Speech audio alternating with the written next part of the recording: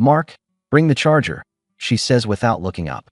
Thumb still on the screen, eyes on some glowing thread that doesn't include me. The slide deck I rebuilt for her investor meeting is open on my laptop, the transitions tight, the story clean. I wait for a please, the way you wait for a crosswalk light that's been broken for years.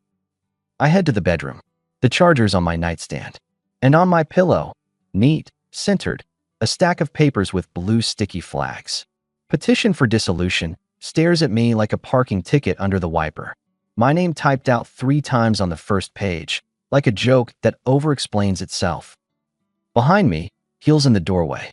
Well, charger. You left something on my pillow. I answer, not moving.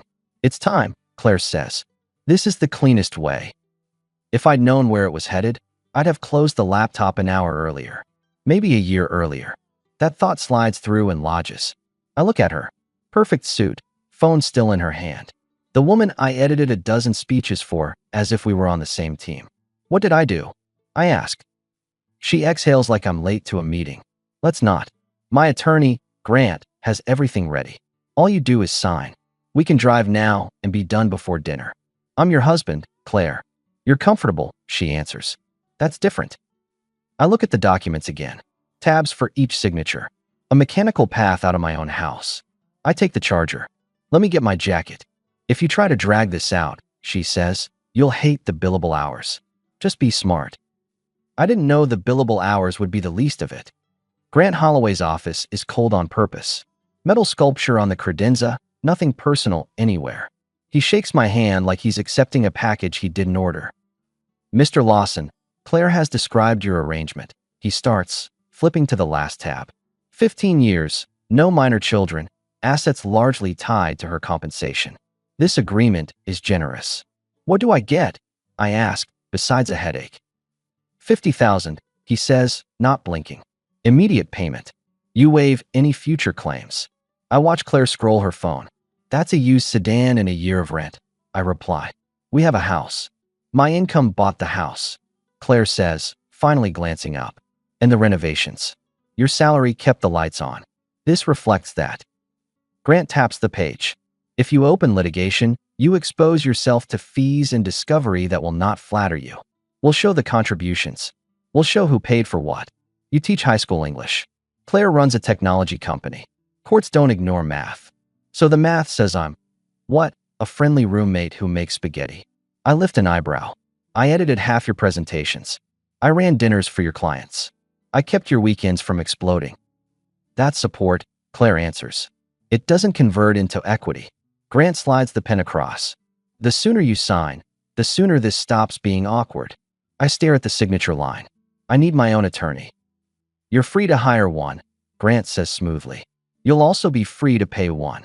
Or you sign, and we all go home. Claire's voice is flat. Please don't do the stubborn thing, Mark. Be practical. My hands don't shake often. They do now. I sign where the tabs tell me to. The pen makes a sound I've never noticed, a tiny scratch that fits the room. Grant collects the pages like I just donated to his museum. You'll receive the check before you leave the building. Claire is already up. We'll get you a motel for a couple of nights. The alarm code is changed. Your stuff is in the garage. I can have someone drop the rest. Right, I say. Like returning a rental. You can keep your car, she adds, as if she's magnanimous. You're all heart, I mutter. Grant ignores that.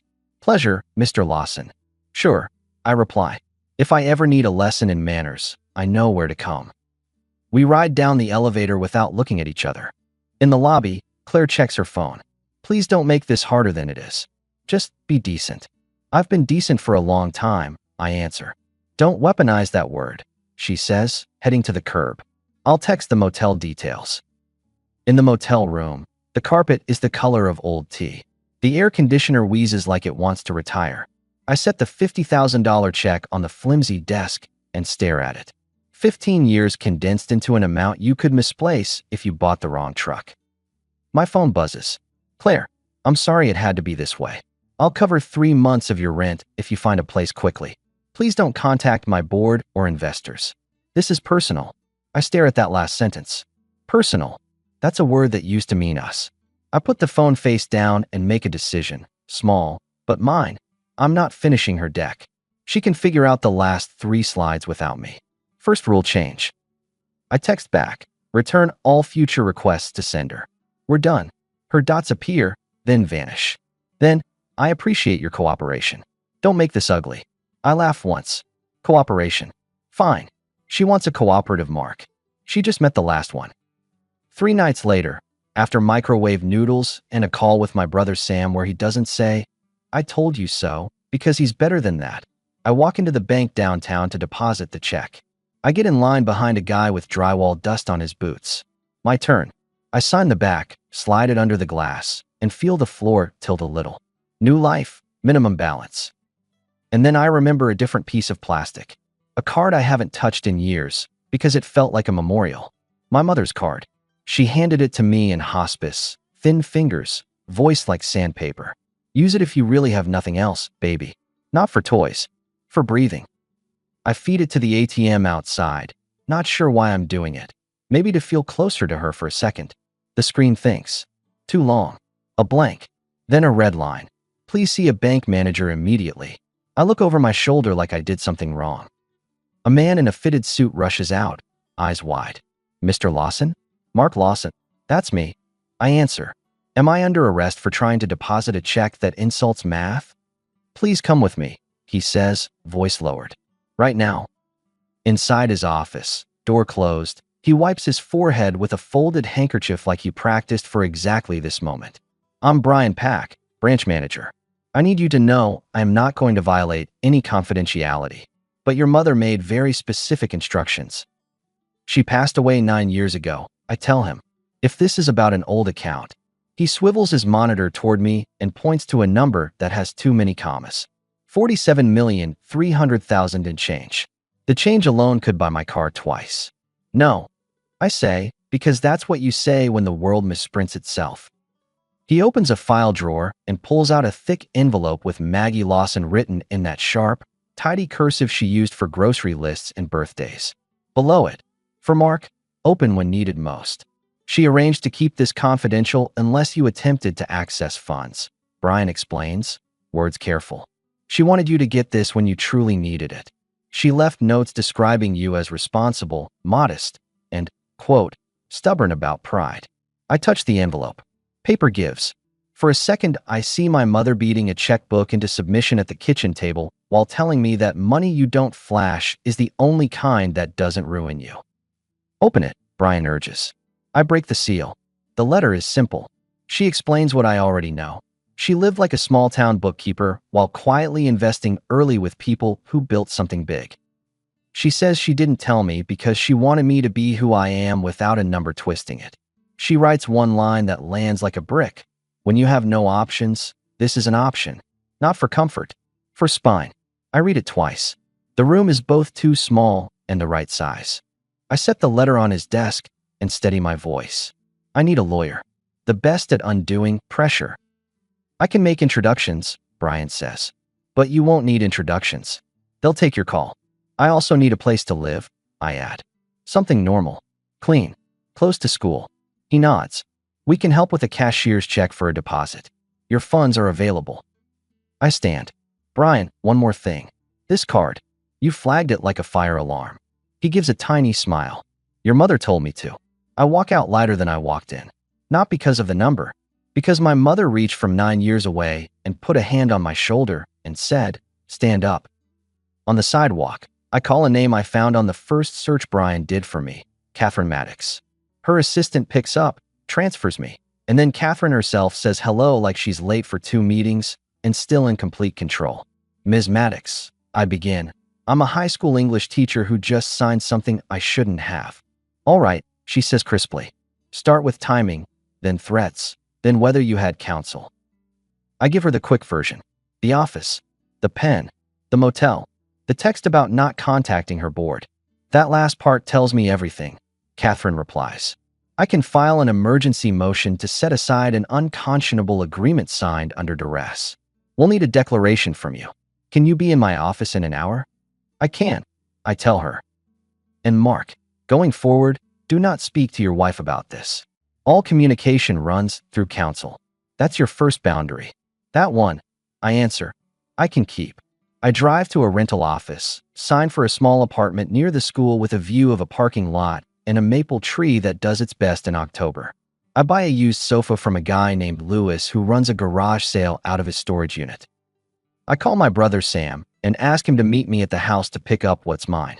Finally, Sam says, voice rough from a lifetime around engines. Let's do it right. At the garage, a hired hand opens the door and points to boxes labeled kitchen/mark and miscellaneous/mark. On top, a framed photo of my mother at a picnic, looking at the camera like she knows a secret. I load the boxes with Sam while the hired guy watches his phone. Where is she? Sam asks. Office, I tell him. Running the world. Sam grunts. You good? I'm better than I was on Tuesday. He slaps my shoulder. That's something. We carry out the last box. As I shut the garage, Claire's SUV rolls in. She steps out, sunglasses on, suit too sharp for a Saturday. What are you doing here? She asks. Collecting my things, I reply. I texted you.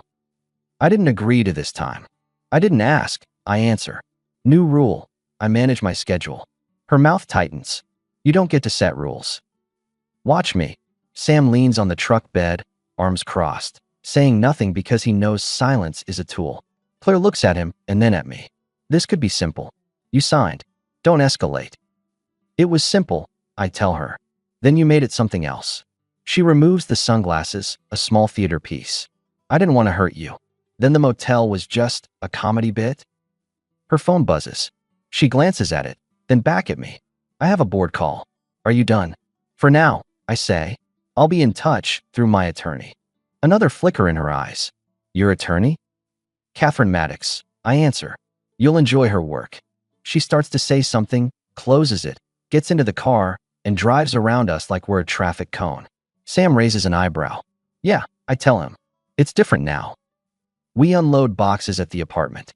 I make coffee on a small machine that reminds me of my mother's one surviving appliance. I open my laptop and write the declaration Catherine needs. Times, dates, exact words. The tight way Claire said, be practical. The offer of the motel like a doggy bag. I leave out the parts that sound like a wounded man. I keep the parts that sound like a man who won't be pushed again. Catherine reads it while I wait. Good, she says. We file first thing. You'll have a hearing inside of 10 days. Be ready for them to spin. And Mark, yes. Congratulations on your second chance, she says. Don't waste it. I don't plan to. 2 days later, Claire texts. No counsel copied. Classic. Mark, this doesn't have to be hostile. I overreacted. If you need help with first month's rent, I can add to what we agreed. Let's not create public drama. There it is. Softness dressed as caution. The first turn. I hold the phone until it stops meaning anything and forward the message to Catherine. Then I answer Claire with one sentence. Counsel only. Her reply comes through Catherine an hour later from Grant's address, full of measured concern and an attachment titled Mutual Non-Disparagement. Claire wants me to promise silence while I disappear on cue. They're worried about her image. That tells me more than the file name. We walk into court on a Thursday. The courtroom is all wood and efficiency. Judge Rose Stein looks over her glasses like someone who's enjoyed dismantling nonsense for decades. Claire sits at one table with Grant. I sit at the other with Catherine. I don't look at Claire long. The air around her feels expensive. Mr. Lawson, Judge Stein starts after we introduce ourselves. You're asking to set aside a settlement you signed. On what grounds? Catherine answers for me. Duress. Unconscionability. No independent counsel. 24-hour treadmill. Threat of financial harm. Immediate expulsion from the home. Grant stands. Your Honor, the agreement was fair. My client has been the primary earner. Mr. Lawson was not barred from seeking counsel. Did he have counsel? The judge asks, pen poised. No, Grant replies. Was there a time limit? We were efficient, he says. Judge Stein looks at me. Mr. Lawson, did you feel you had a choice? I felt like a hotel guest in my own life, I answer. With checkout at noon. Something passes over her face that might be the beginning of a smile. Motion granted. The prior agreement is set aside. We proceed as a normal dissolution with full discovery. I expect professionalism. Ms. Lawson, Mr. Holloway, save the theater for paying audiences. Her gavel doesn't even bother with ceremony. In the hallway, Claire turns to me, voice low. The way you talk over a dog you don't want to spook. What are you doing? Standing up? I tell her. You can't turn this into a crusade, she warns. You'll embarrass yourself. I'm not after your money, I reply. I'm after respect. The only currency that spins everywhere. Don't be dramatic, she says, a line I've heard 100 times. Catherine steps between us like a drawbridge. Counsel only, Ms. Lawson. Claire forces a calm smile. Of course. That night, she sends another text, this time warmer. Mark, I miss talking to you. We were good once. Can we have coffee? Not about the case. Just neutral ground. Second turn. She's good at this. So am I now. I don't answer. I forward to Catherine. Then I make another rule. No meetings without counsel. No nostalgia pit stops. Boundary stays up.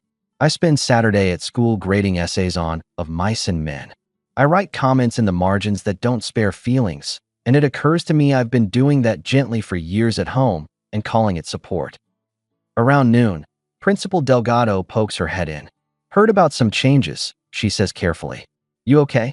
I'm better than that. I tell her. I'm making adjustments. I'll need to shift my after-school tutoring to earlier times.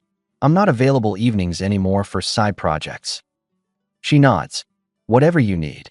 At 3, I drive to Claire's office tower with Sam. Why here, he asks. Foreign territory, I answer. Time to draw a line somewhere she can't ignore. We stand in the lobby near the steel sculpture pretending to be a tree. The receptionist asks if we have an appointment. She's expecting a message. I tell her. She'll get it. When Claire steps out of the elevator flanked by 2 colleagues, she sees us and slows. What is this? Public boundary, I say. It saves you the trouble of spinning later. Her colleagues hang back. She folds her arms. Make it quick. Stop contacting me directly, I tell her. You want to share a thought? Copy the attorneys. Also, any materials I built for you, decks, notes, email drafts, consider them off limits. Going forward, you swim on your own. A junior colleague tries a smile. We can give you a consulting check, Mr. Lawson. I cut him off. I'm not for hire. Claire's jaw sets. Are you trying to embarrass me? I'm trying to be clear, I answer. Clarity is free. Confusion costs. Ask Grant. She looks past me at Sam, who gives her nothing back.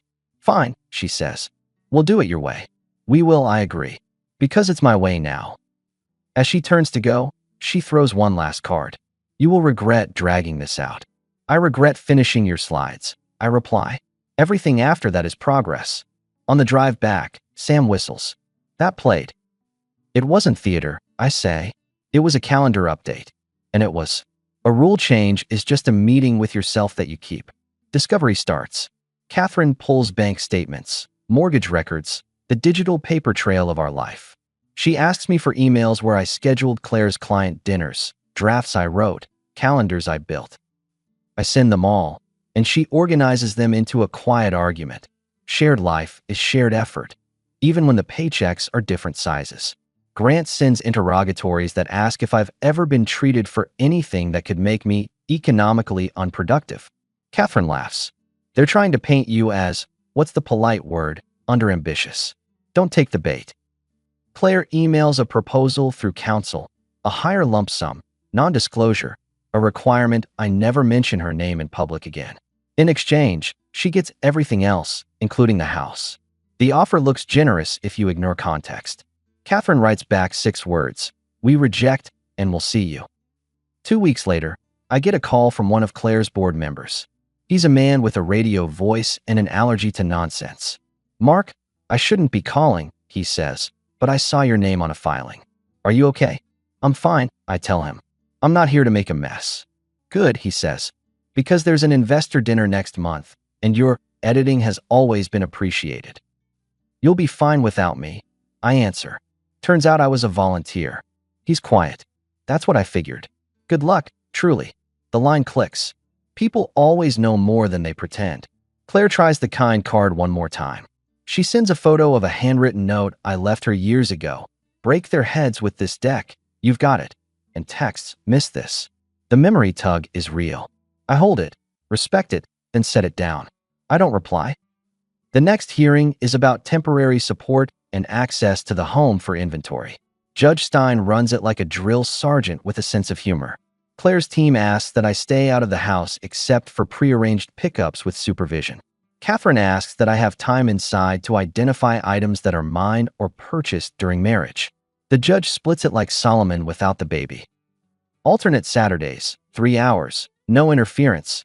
Each takes photos, no ridiculous claims. If I hear about a fight over a toaster, I will find both of you. In the parking lot, Claire walks up alone. I don't like judges. She's fair, I say. She likes the performance, Claire replies. You used to like mine, I tell her. She looks at me sharply. You think you're hard now? This new tone. I think I stopped believing I was lucky to be here, I answer. Big difference. Don't be cruel, she says. Boundaries feel like cruelty when you're used to a doormat, I reply.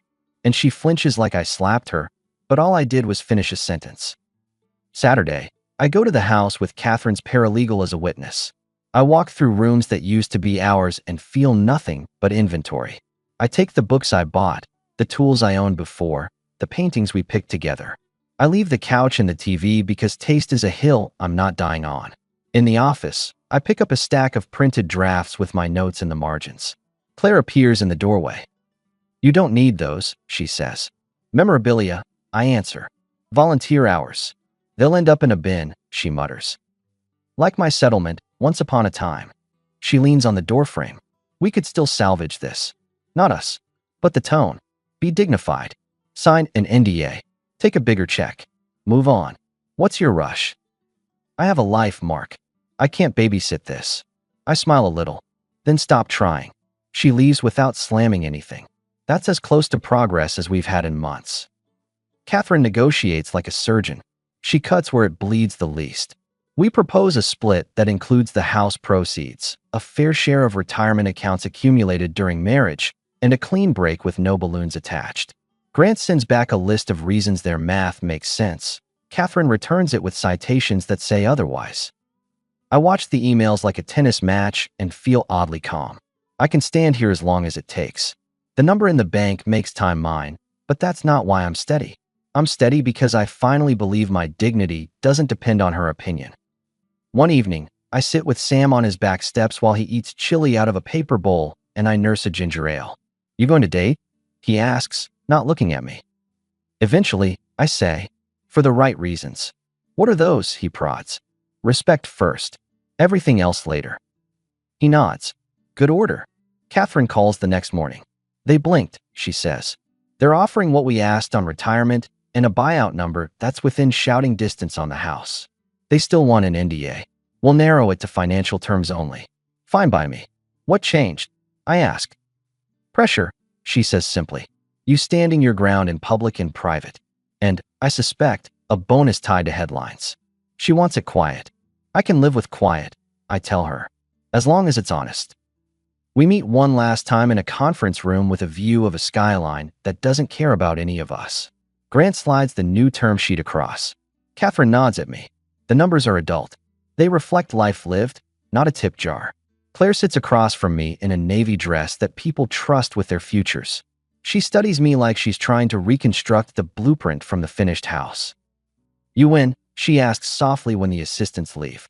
I win by leaving, I reply. You keep your title. I keep my self-respect.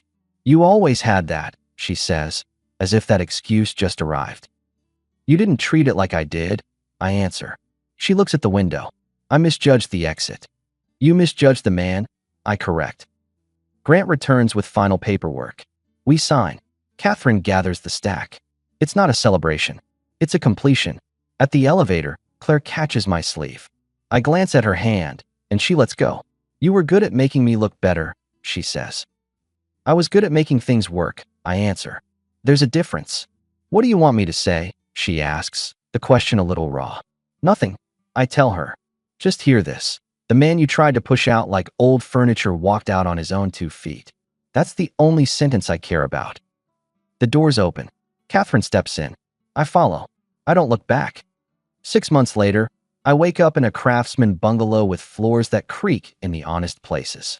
There's a coffee machine that behaves, a bookshelf that got its books back, and sunlight that doesn't ask for permission.